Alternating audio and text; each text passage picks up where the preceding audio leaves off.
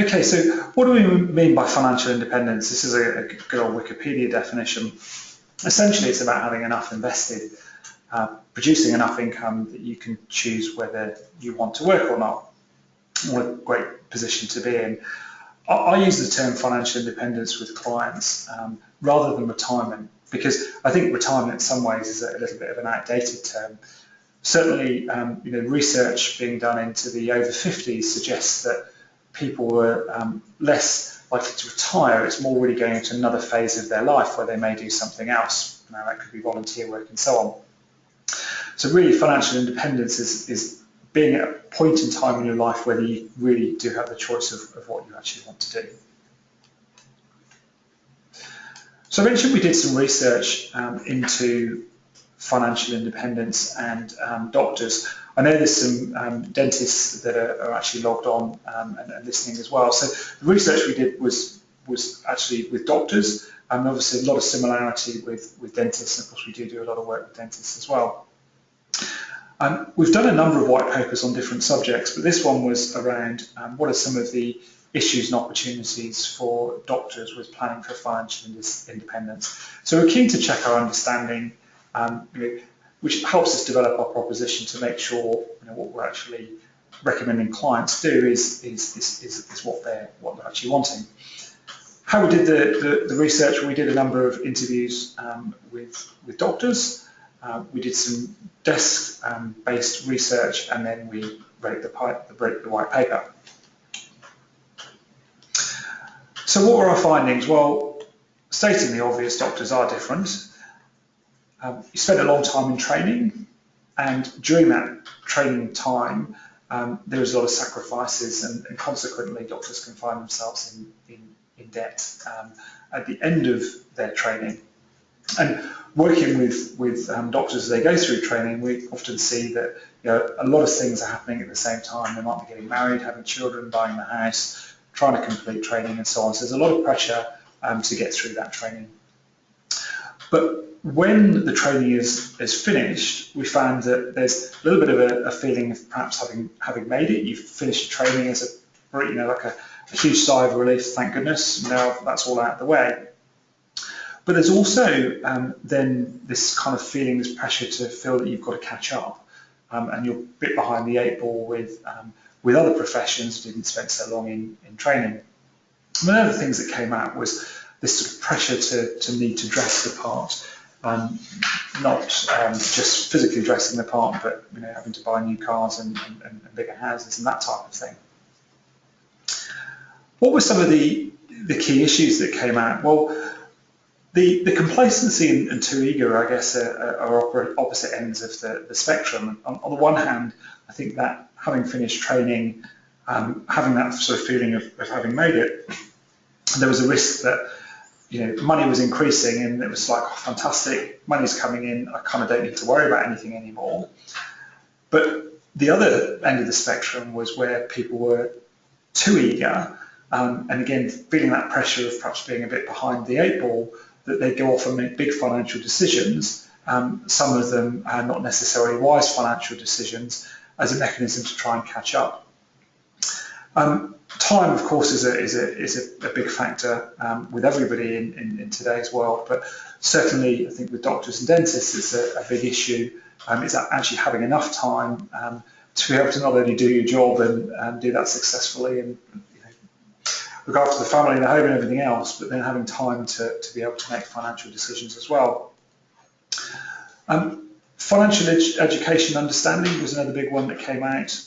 Again, probably sort of stating the obvious here, but a lot of time spent in training and very little time to be thinking about a lot else often leaves medical professionals feeling that they don't have a great understanding about financial things. And the big one that came out is, well, if you are looking for advice, who do you actually go to and who do you trust? On the opportunity side, well, it certainly came out of the people that we interviewed that there was definitely awareness of need. There was this recognition of needing to do something.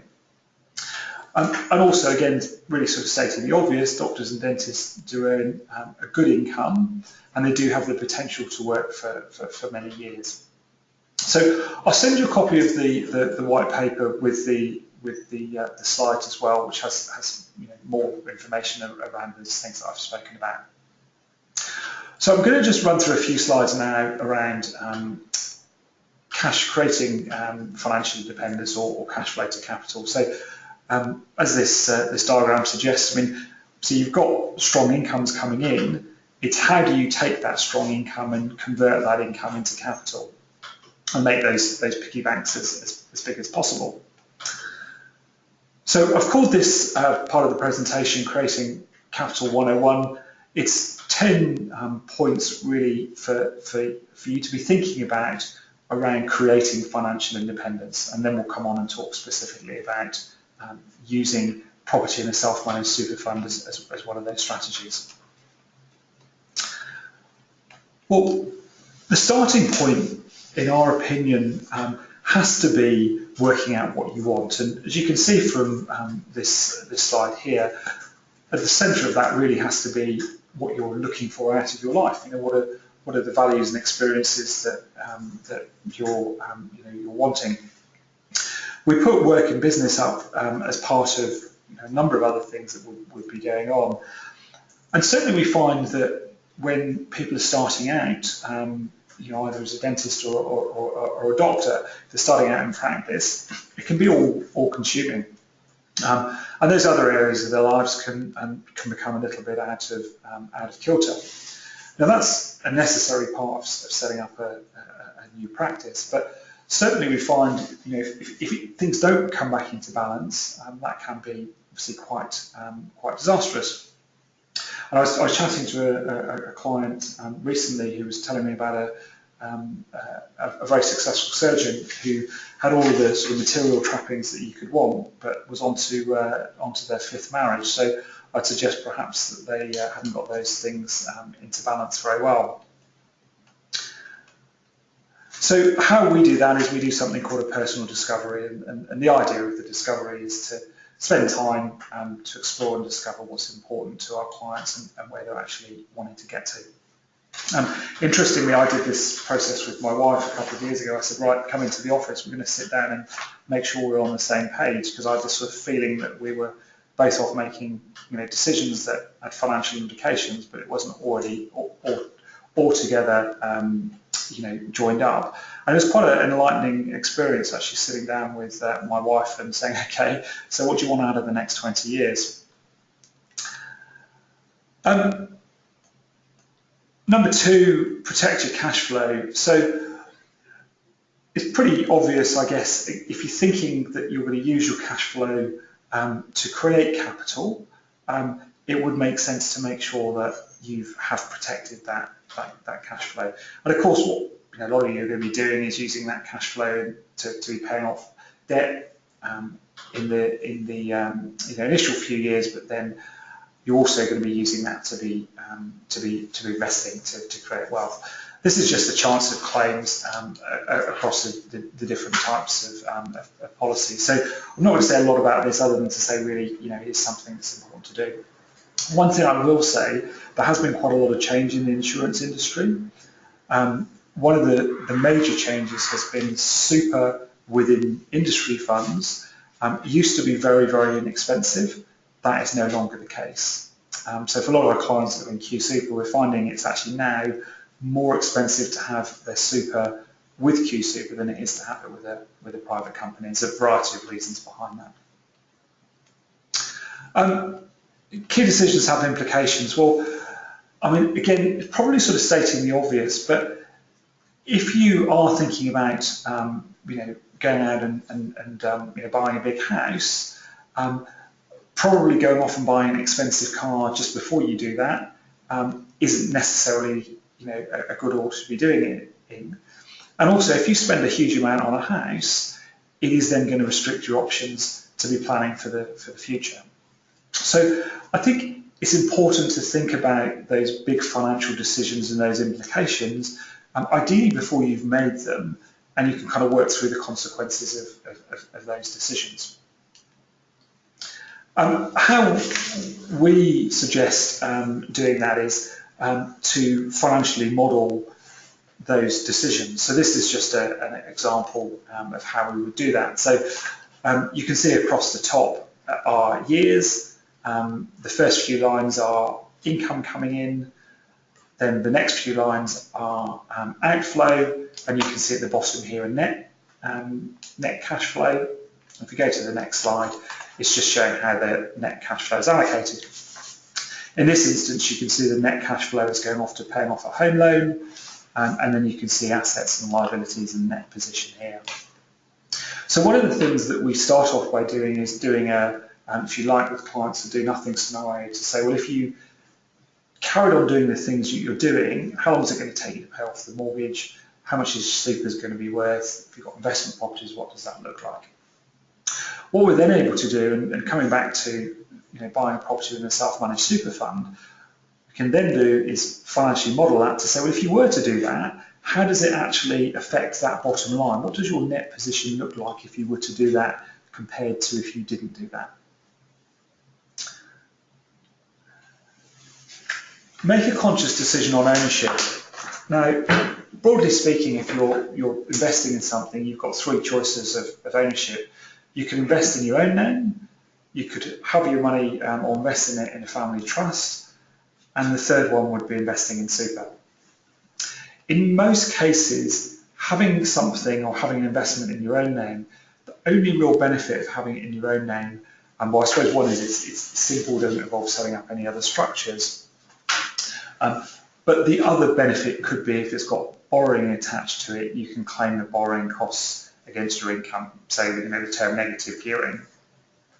Beyond having borrowed money and that sort of simplicity, for most doctors or dentists, it does actually make more sense to have things invested in a different structure, be that a family trust or super.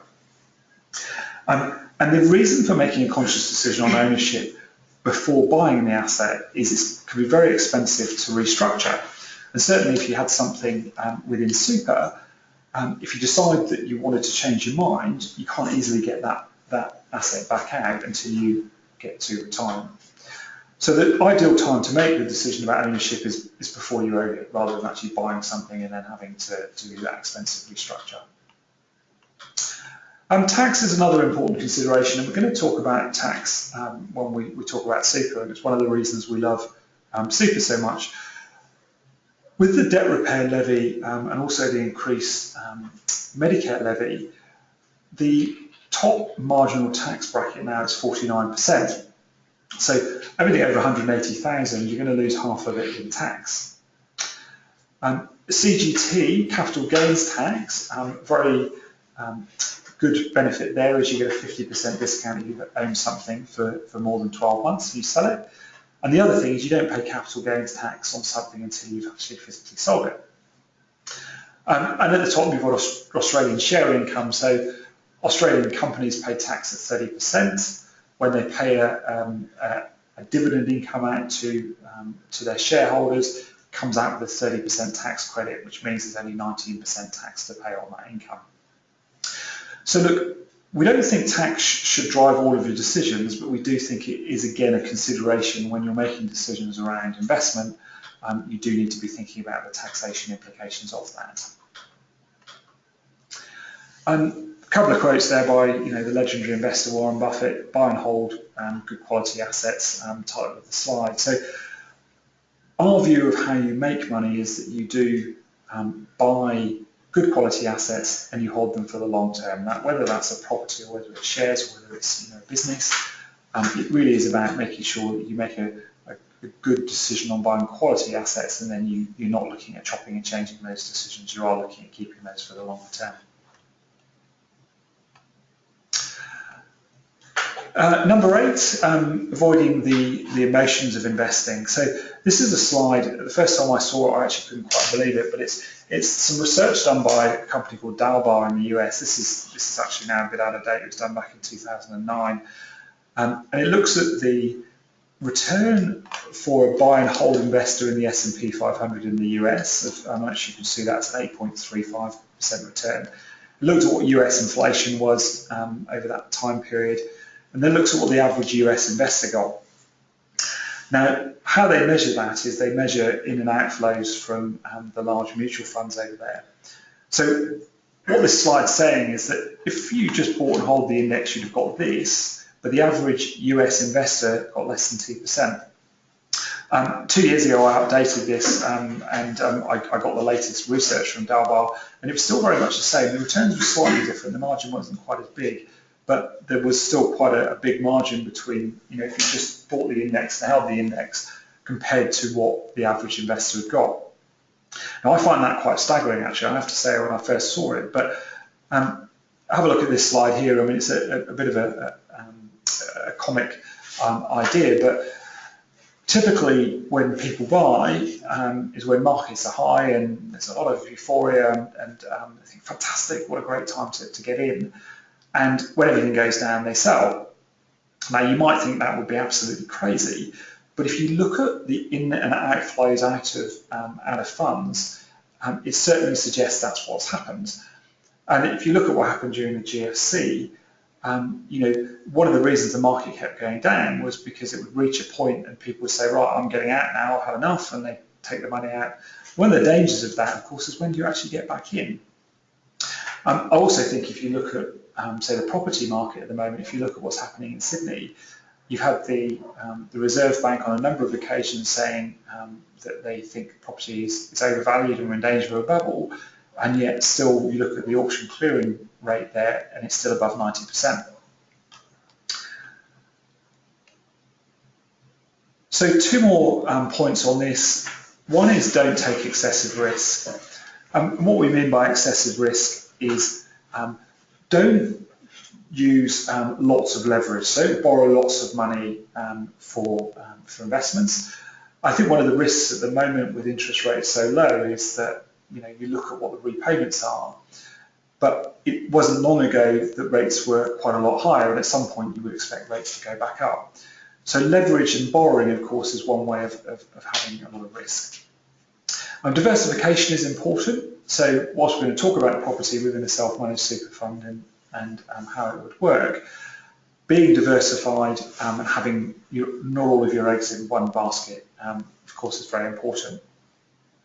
And the other thing is, again, it's probably stating the obvious a little bit, but make sure you understand what you're doing. Where we see people who have got into problems is quite often where they've got into something without really fully understanding the risks of what they're doing. And consequently, they only really then understand those risks when things have gone wrong and they're trying to understand how it went wrong and exactly what it was they did. And that ties into my last point, which is don't let the tail tax wag the investment dog. This is just a couple of things where where tax has probably driven investment decisions. Well, this one was here from the Sydney Morning Herald joining the rush for property. This one was around the agri schemes, tax-effective investments, what people put their money in, and they lost a lot. And the other big one here is taxpayer beware. The ATO tightens the noose on Part 4A tax avoidance cases. This was admittedly a few years ago. Part 4A is a general anti-avoidance provision that says that if you're doing something to save tax, and that's the primary reason you're doing it, it can actually be struck down. So the ATO do look quite carefully at things that are deemed to be schemes to save tax.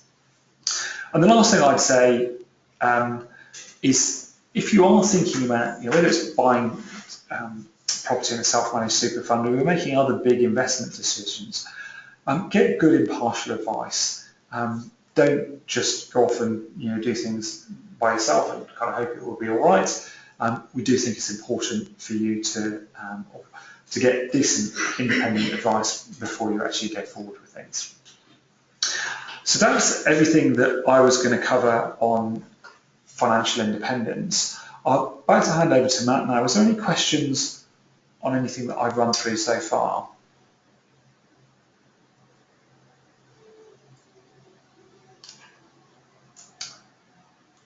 Okay, well I'll hand over to Matt now, who's going to talk about why we love super. Hi there everyone. Well firstly I'm just going to talk about the tax rates applicable to super and compare them to tax on financial activity outside of super, run through a bit of a case study and look at the structuring side of self-managed super. So it's all about the tax. With self-managed super, indeed with any superannuation, whether it be a master fund or other, income is taxed at 15%.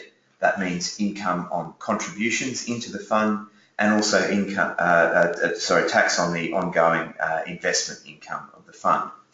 Now, with capital gains, again, as Sean alluded to, there's a discount applied to capital gains for investors that hold the asset for more than 12 months.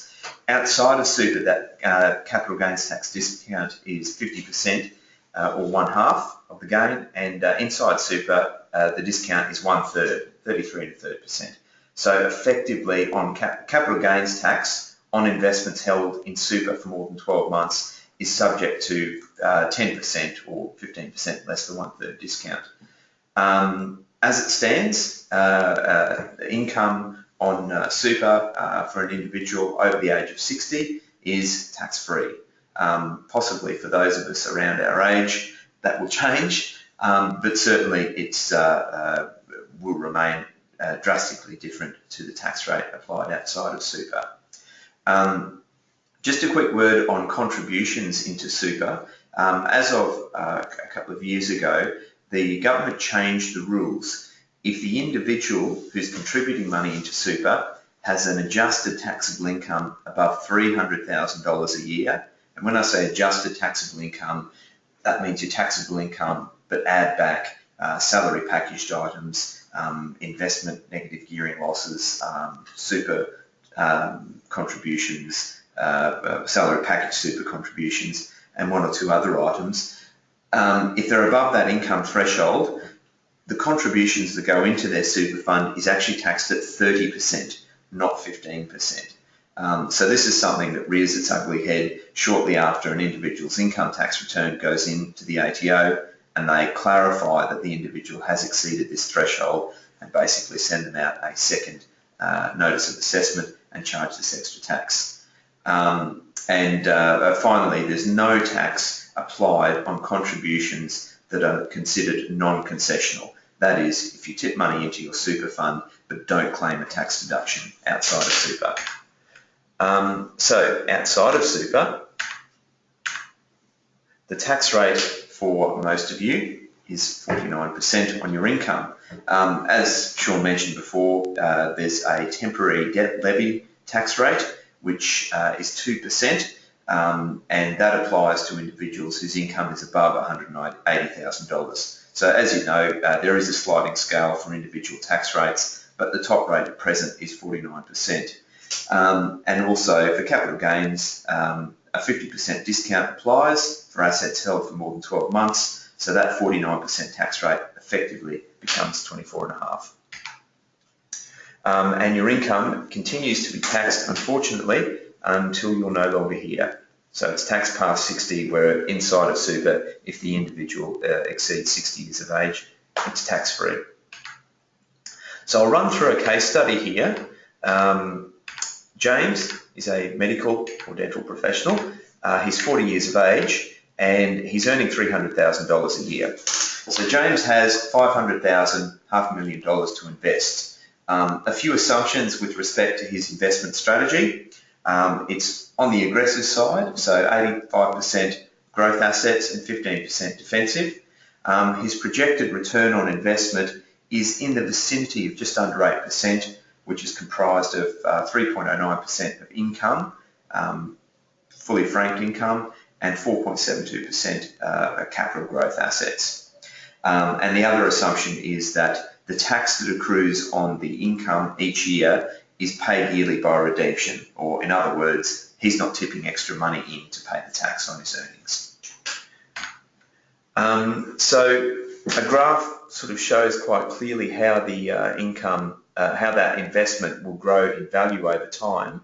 In a lower taxed environment, in 20 years, $500,000 will be worth $2,079,759 as opposed to $1,610,923. So quite a significant difference, $468,000 of difference. And that's entirely the function of the compounding effect of having your money invested in a lower tax environment. Okay, so if the investment is sold, assuming that it's in super and the investment is in pension mode, there's no tax on the disposal of the investment. So $2,079,000 is tax-free cash sitting in the super fund's bank account at the disposal of the investment. Now, obviously, it's very different in your own name. On the assumption that the individual is still working and on the subject to the top marginal tax rate, to start with, you've got a lesser amount of proceeds. You've got $1,610,923. So to calculate the capital gains tax, you take away the cost base, that is the original $500,000. You discount that gain by 50%. So $1,110,923 becomes $555,462. Tax that discounted gain at the top marginal tax rate of 49%, and you're left with $272,176 in tax. So if you take the tax away from the proceeds, you're left with $1,338,747 in after-tax proceeds. So obviously at the bottom, after you adjust for tax, you're left with a significant difference, $741,012. So again, this illustration just shows you what a disposing of an asset subject to the top marginal tax rate versus a tax-free environment will look like. So the self-managed super fund property rules. A few things to be aware of. Whoops, I've gone too far, sorry. A few things to be aware of when investing in a self-managed super fund. Super funds are set up with the fundamental rule, the sole purpose test, and that is that all their investment activity must be for the sole purpose of providing retirement benefits to the fund members. So it can't acquire assets from a related party of a member. Once it has an asset, it cannot be lived in by a fund member or any of its fund members' related parties, and it cannot be rented out to a fund member or any of the fund members' related parties. Now, just with respect to that last point, a common strategy with self-managed super funds are for business owners to acquire their commercial premises in a fund and rent back to their business. Now, that last rule can be circumvented where the business is operated through a separate structure and a commercial rental arrangement is entered into by the self-managed super fund as landlord and the business structure running the business as tenant. So I suppose that rule is more applicable for any sort of residential or holiday type letting premises, but certainly is an overarching rule that impacts on the decision making of acquiring property in a self-managed super fund. Now, borrowing to buy a property in a self-managed super fund.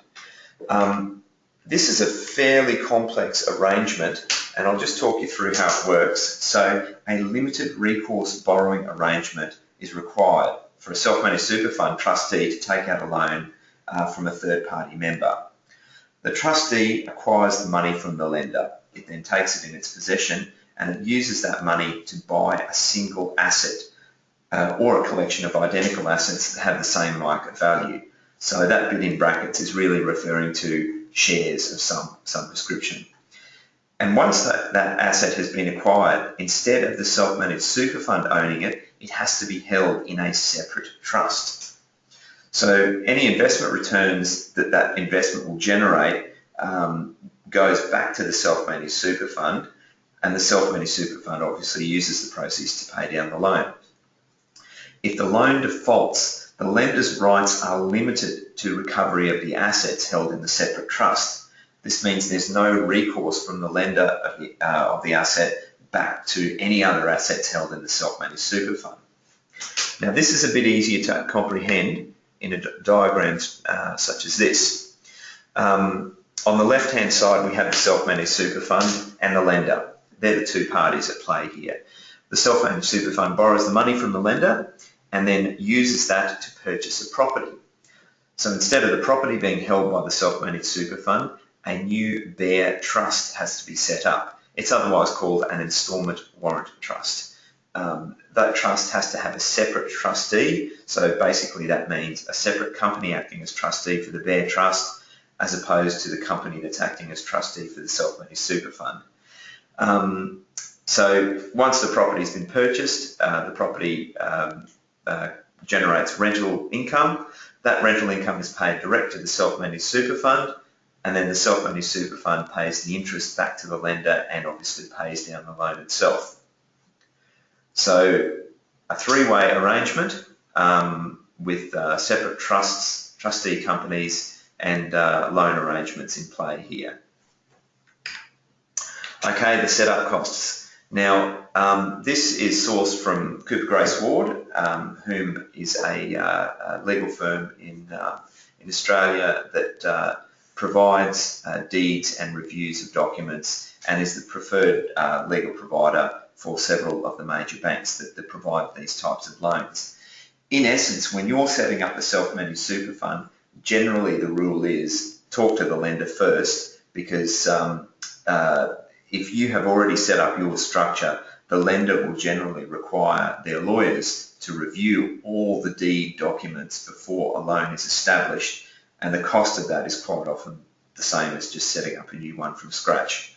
So within these two options here, this legal firm can provide the special purpose trustee, that is the bare trust, and the legal opinion required to confirm the trustee is compliant, and additionally it can provide legal opinion confirming the proposed transaction and the contract is compliant with the Super Act.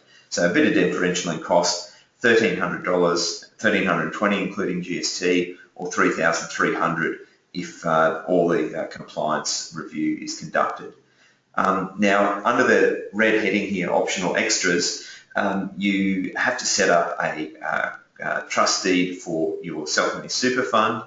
That should have a corporate trustee, and in addition, setting up of the instalment warrant trust is required, plus another company structure for that. So looking at these costs, these are basically broken down the various aspects of the self-managed super fund structure that you're going to require in the event that you go ahead and use borrowed money to purchase property in a self-managed super environment. So in a nutshell, these setup costs are basically the same whether you're buying a residential premises or a commercial premises. You've got to set up your trust and get legal advice for that. A corporate trustee is required for a bare trust. A corporate trustee would be required for the self-managed super fund in this instant. The deed itself for the self-managed super fund needs to be set up, and there's loan documentation and lenders arrangement fees in both.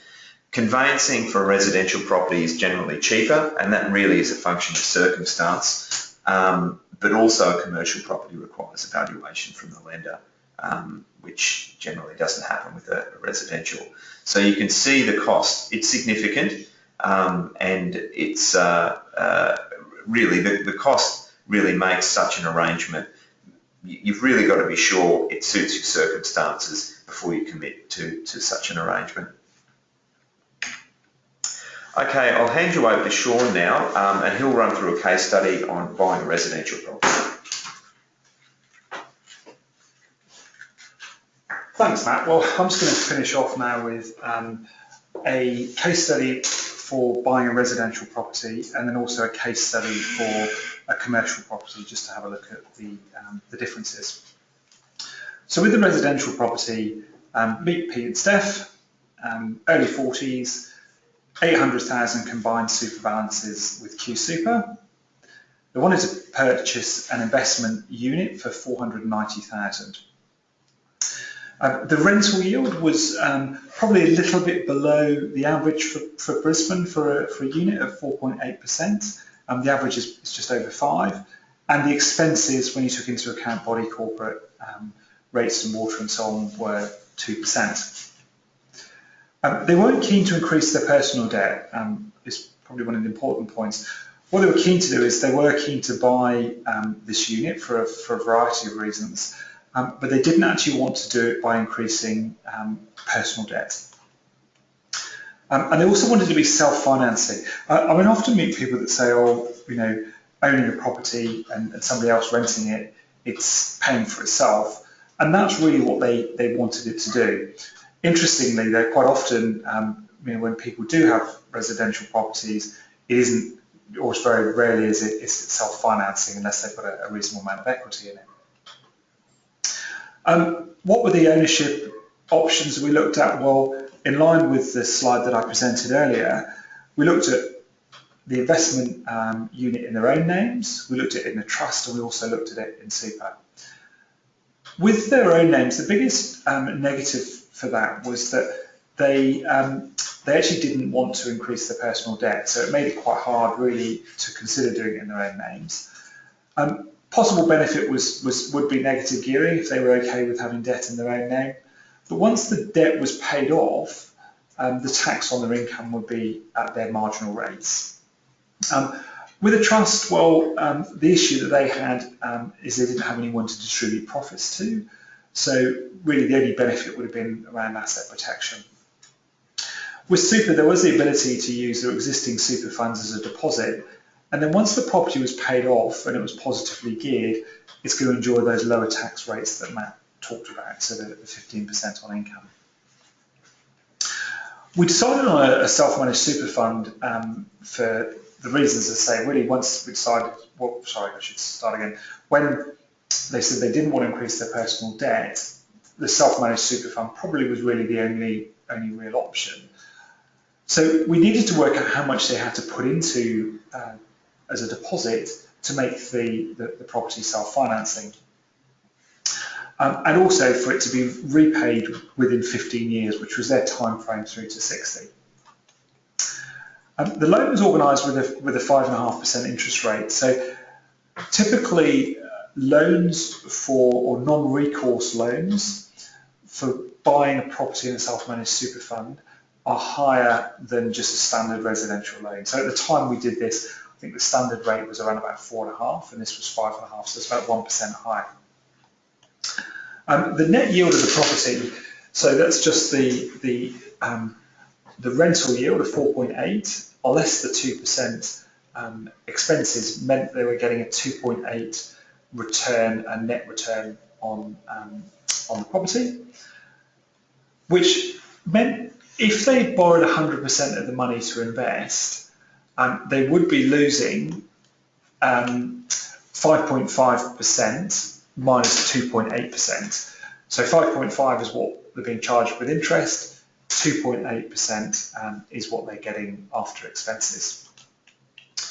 So the deposit required was actually quite high, and this did surprise me. It ended up with them needing to put in 340,000 and only taking a small loan of 150 for it to be self-financing and repaying over 15 years. So the loan to value ratio was very low. Clearly, if they had a longer time frame, it would require less deposit. So if it's assuming it was 25 years, they could have had a $200,000 loan, but that still would require them to put in almost 60% deposit for it to be self-financing.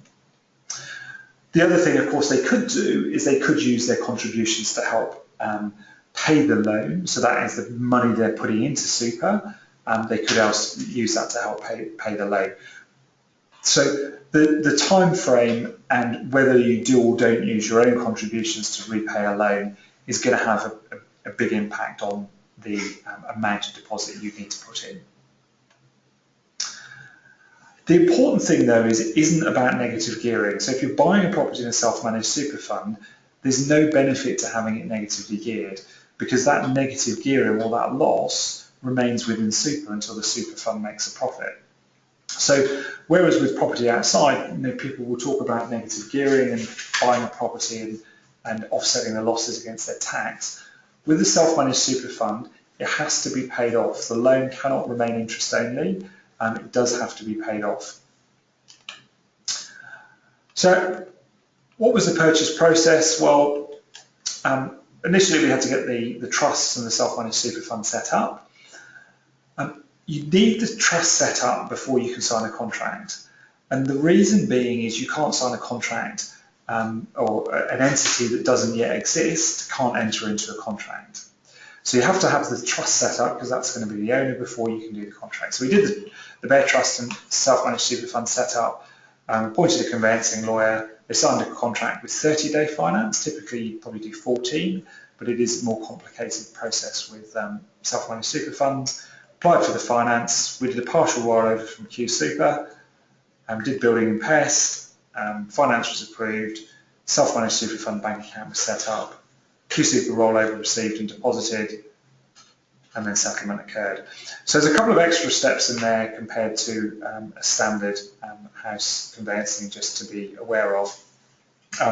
And certainly with the finance side of things, you do need to allow a bit more time to organise the finance than if you were just doing it as part of a standard purchase in your own names.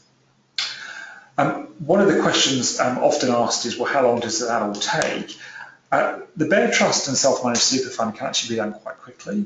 I mean, if you allowed probably a week to do that, would be ideal. But you can, with the other one, the commercial one that we did, we actually got it set up, I think within about 3 days from the time we got the documents and stuff. We instructed the system, it took 3 days to have everything in place. So it can be pretty quick. So let's have a look at the commercial property and how that varies. Well, meet Linda, late 30s, 300,000 super balance, and wants to purchase a commercial premises for 650,000 for her practice. Estimated stamp duties and legals was 35. Expected rental yield 40,000 or 6.15%, and that was just based on a $320 per square metre charge for 125 metres. Outgoings were around about 7,000, but with a commercial property, the outgoings are typically paid by the tenant. So the actual yield, 6.15, is what she'd be getting. And as opposed to the residential example, Linda was happy to use her super contributions to help finance the loan to have it paid off in a reasonable time frame. Again, we looked at the different ownership options. Own names, trust, super, and really the same sort of things apply. I mean, the only reason for having it in Linda's own name would be possible negative gearing, but if it's an asset that she wants to pay off and ultimately have the income from, it would be better having it in a different structure. Similarly, there was no one for her to distribute money from a trust, so super really was the best option. Once we decided upon the self-managed super fund, we looked at how much deposit was required, and that was for a property to be paid off within 20 years. Loan interest rate slightly higher, 5.95 for a commercial property. Interestingly, if you look at the differential, if you were buying a property in your own name between residential rates and commercial rates, it's quite big. But the difference between residential and commercial rates within self-managed super funds aren't as great. And I think that probably comes down to the fact that they are quite complicated arrangements. Recently, NAB pulled out of the residential market, and I think it was just too expensive and too hard for them to do it. So yeah, as I say, the rate for this commercial one was not that much more than the residential. Again, looking at if it was 100% geared, rather than the residential, it would make a loss. In this instance, it would make a small profit. We actually looked at a deposit of 35%, which would allow the property to be paid off within 20 years. And the purchase process was very similar. the differences in this were Linda already had a self-managed super fund, so we just needed to get the trustee checked to make sure it all worked. And because the property wasn't fitted out as a dental practice, within that application for finance, there was the application done for the premises, and then there was a fit-out loan was also applied for as part of that process. Plus also then, because Linda was going to be renting the property, there was a commercial lease needed to be organised as well. And once that was done, fit out commenced. I'm just going to have a look now at the cash flow for this one. So this is for the commercial property. So this is just the cash flow for the property. It's not Linda's personal cash flow. So you've got self-employed contributions coming in of 30,000. You've got rental income of 40,000. You've got the accounting fees, income tax within the fund, property expenses, repayment of borrowings, and so there's a net cash flow of 24,000. In this example, net cash flow is there to be put into something else. So to provide some diversification, 24,000 was invested into a managed fund. This was the starting balance after, remember in the previous slide, 300,000 to start with. 230 was used for the deposit and the costs. The assumptions we've used is Linda max funds each year, CPI's or inflation is 3%, property goes up at 3%, the income was 40,000 and 7% cash flows allocated this way. By year 20, you can see obviously self-employed contributions have gone up, rental income's gone up, these other fees have gone up. What's quite interesting there, look at the assets of the super fund. You've got now the property within there, and you've also then got the money in a managed fund. So it's quite a well diversified fund that she'd have, and she wouldn't have a loan. So in this instance, it actually worked really well.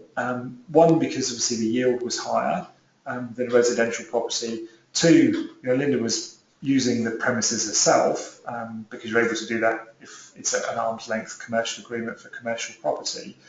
And she was still able to invest money elsewhere to provide some level of diversification. So it did work very well. So look, in summary, and this is really our view around the whether it makes sense. With residential property, a bit of a question mark really, and that's largely to do with the fact that if you look at the yields on residential property, they do tend to be quite low. So it does rely on meaningful capital growth for it to be attractive. I'm certainly not saying it's not not something you would definitely look at, but for me, I think it's a bit more of a consideration. The fact that the yields are low. I mean, if you're very bullish about the property market and you think it's all going to continue going up at a decent rate, well, residential property could make sense. Where we think it is very attractive is if you're buying rooms or premises to operate from, and you're going to occupy them yourself, because there is a higher yield on commercial property. We think it makes absolute sense to be doing it. And as the case study showed with Linda, it does work very, very well. And also the rate you're paying on the loan isn't significantly, well, it's actually not higher than you'd be paying if you were just doing the commercial loan via a trust or via your own names. Whereas with residential property, you are paying a premium to the lender for that type of borrowing. So look, as I said at the start, and of course, when you go through a presentation like this, it is of a general nature. So these aren't sort of hard and fast, certainly not recommendations to say go off and do it. But that's in our experience where we feel it's worked quite well, and where it can work in residential property, but perhaps not quite as well as on the commercial side.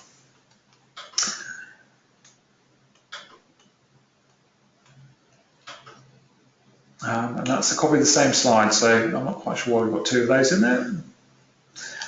The last point there, remember poor quality property is just that, whether it's inside or outside of super. So, the quality of the asset that you're going to buy is still absolutely paramount. So just because you put it in a different structure doesn't make it that it's going to actually be that's going to be any better. That was everything that Matt and I were going to run through.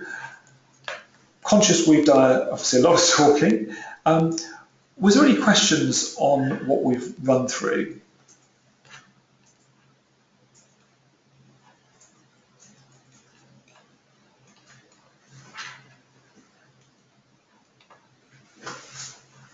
So the question, one of the questions here is, if the commercial property is part owner occupied and also partly leased to another party, does that make it better? Well, look, it's an interesting question. We have got a client who has got rooms where they operate from the rooms themselves, but they also have a number of other doctors coming in and sharing those rooms, and they pay a commercial rate for doing that. And that actually works very, very well, because the yield on the property ends up being much, much higher. So yes, it can work.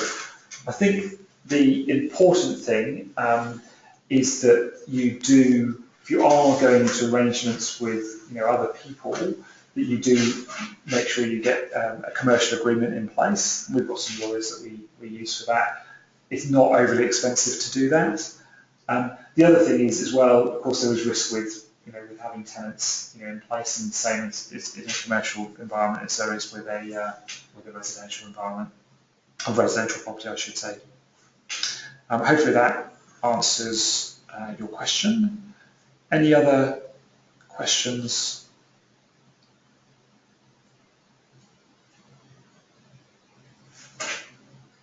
No? Okay, well, thank you very much, everybody, for logging in and attending. We will email out the slides to all of the attendees tomorrow, and we'll also email out a feedback form. As I mentioned at the start, it's the first webinar we've done, so we're a little bit new to this, so we appreciate some feedback as whether you think it's a good format or whether you would prefer doing stuff on a face-to-face basis. And if you have heard something of interest this evening and you would like to discuss it in more detail, obviously just contact Matt or I, and we'll be happily meet up with you to discuss. And thank you everybody for logging on, and enjoy the rest of your evening. Goodbye.